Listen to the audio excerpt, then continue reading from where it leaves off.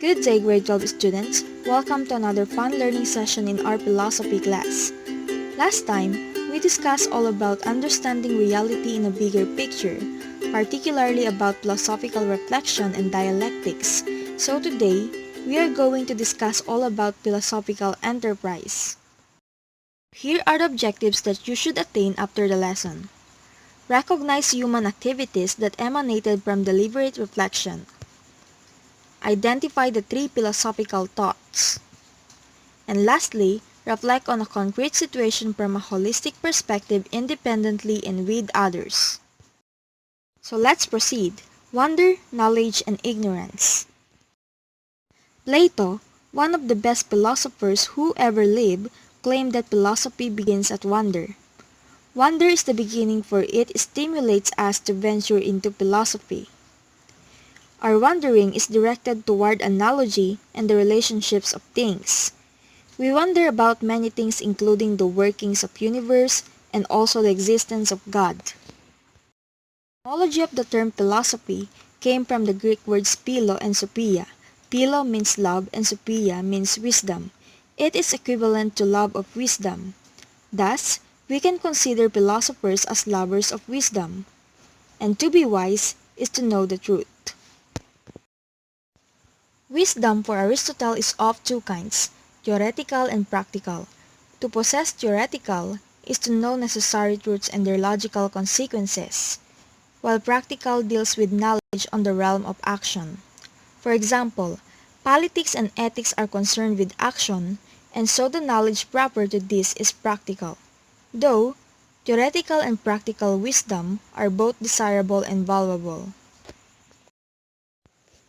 Philosophers examine their held beliefs and opinions, or known as intuitions, to arrive at truth. The answers they seek are not dependent on authority or emotion.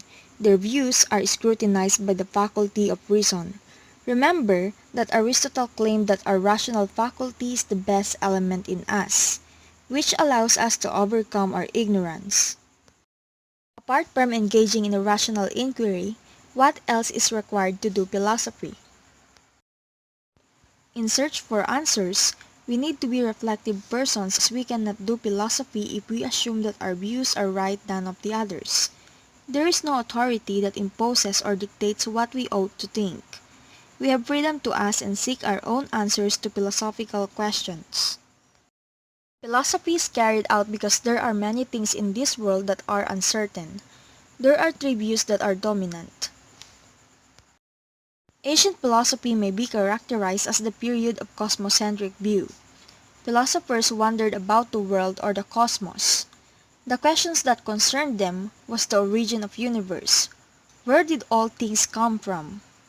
They wanted to understand the world, for they found themselves ignorant about the workings of the universe.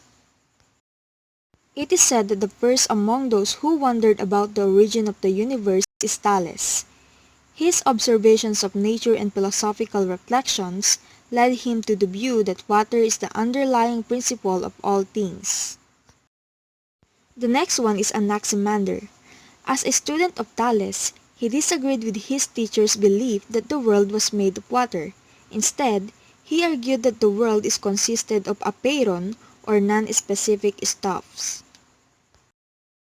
Anaximenes, on the other hand, believed that the fundamental principle must be air, because it can be better account for change and for life.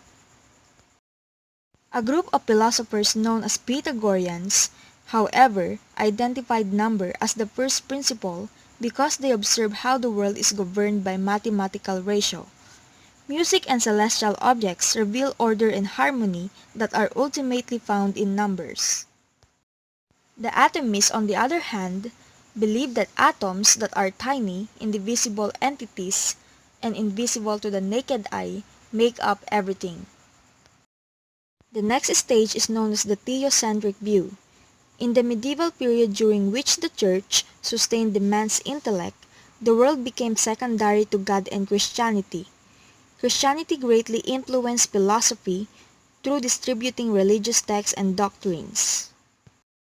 The first Muslim philosopher Avicenna argued that the existence of beings can be traced to another being responsible for its existence. God as the starting point in the entire change of existence.